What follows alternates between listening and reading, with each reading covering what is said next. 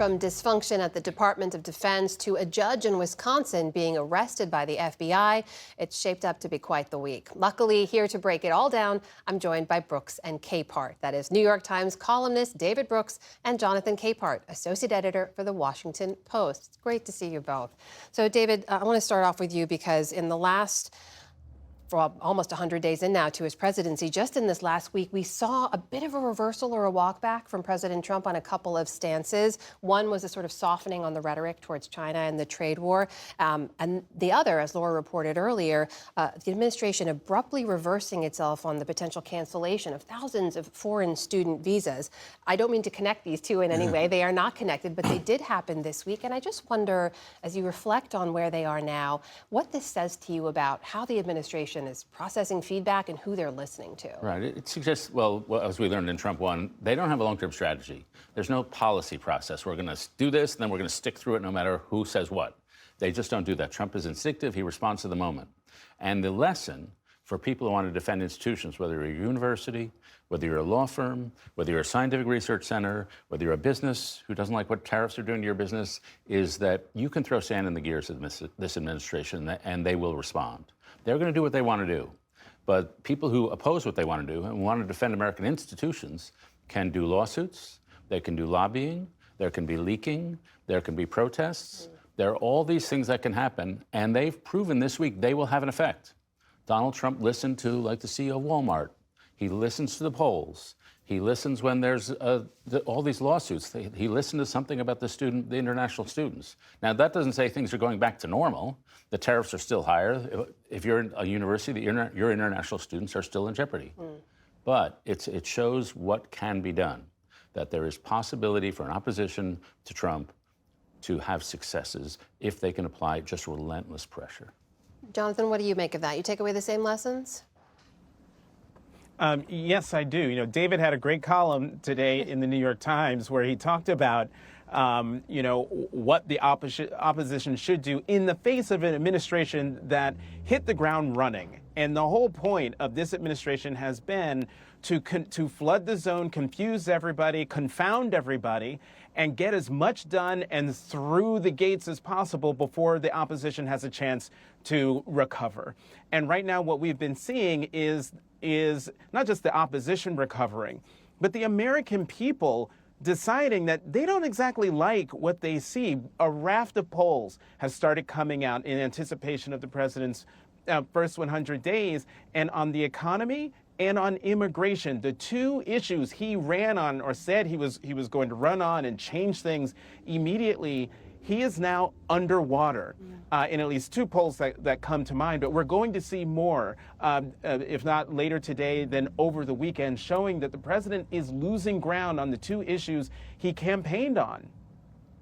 Meanwhile, David, as Laura also reported earlier, this is other story we're tracking, which seems to mark a different chapter in the ongoing immigration agenda of this administration. That was the FBI arresting and charging a sitting judge in Milwaukee. Now, the FBI says that she obstructed their agents when they were trying to arrest an undocumented immigrant who was in her courthouse. It's been reported she allowed him to leave through a side door.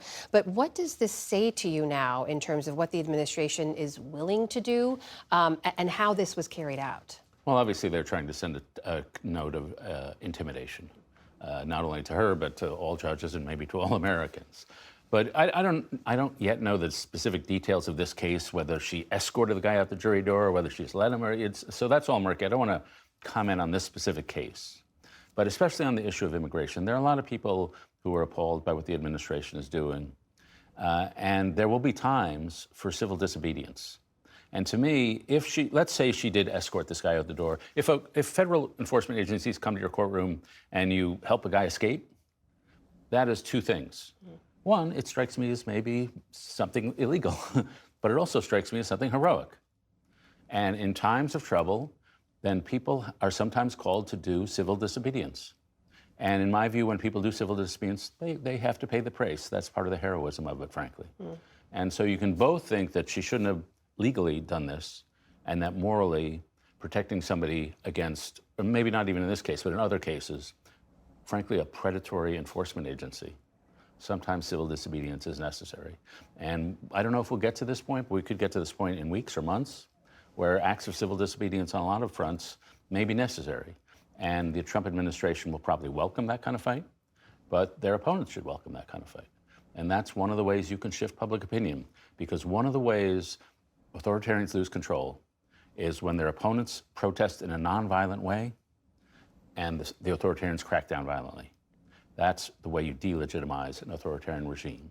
And so that it may come to that. Jonathan, what do you make of that on both fronts here, both the accountability part of it and also the message being sent?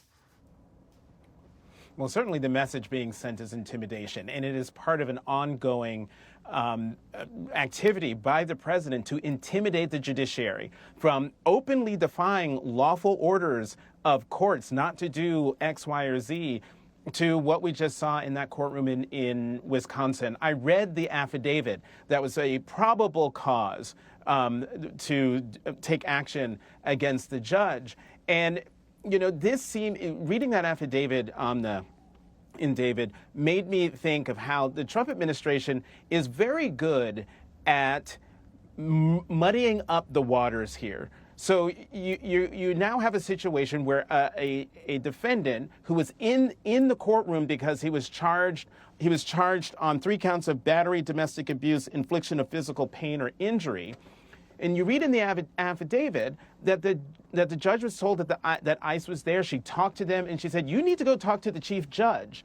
And when they go and talk to the chief judge, he said, you know, I got to come up with the policy here because we need to figure out how we're going to work this out. But did acknowledge that they are able to do the arrests in public places. All that to say is that the Trump administration is going to hang their hats on that.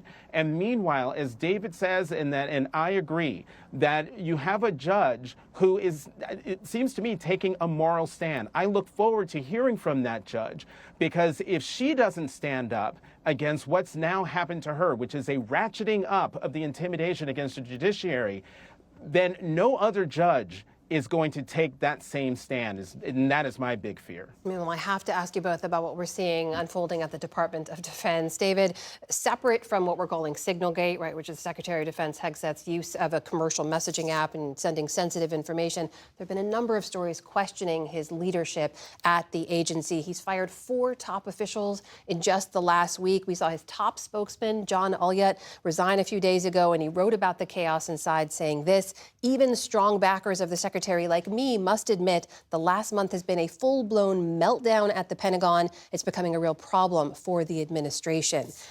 Where is the line here in terms of why the president continues to stand by him and when he might not?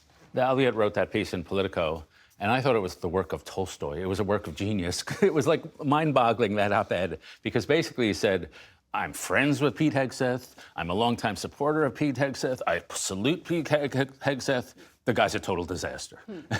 And I would tell Ulyett that if you think your friendship with Pete Hegseth is going to last, and he was saying, like, I really value our friendship, I wouldn't bet on that. I think that relationship might be over. But the point is that Pete Hegseth has always been attacked by his friends. At Fox, at the veterans organizations he was part of. It was the people he worked closest with and who claimed to be on his side that were always the critics. So Pete Hegseth needs to be better at picking friends or better at running things. Jonathan, got less than a minute left. What's your take? Look, Secretary Hegseth is in a job he is not qualified to be in, that he shouldn't have even been nominated to be in, and now we are seeing the results of that. Anybody who is using a public messaging system in what's supposed to be one of the most secure places within the federal government, that tells you everything you need to know. Donald Trump says he's with Pete Hegseth, until which time he is no longer with Pete Hegseth. Loyalty with Donald Trump only runs one way. Jonathan Capehart, David Brooks, always great to talk to you both. Thank you so much. Thanks, Sam. Thank you.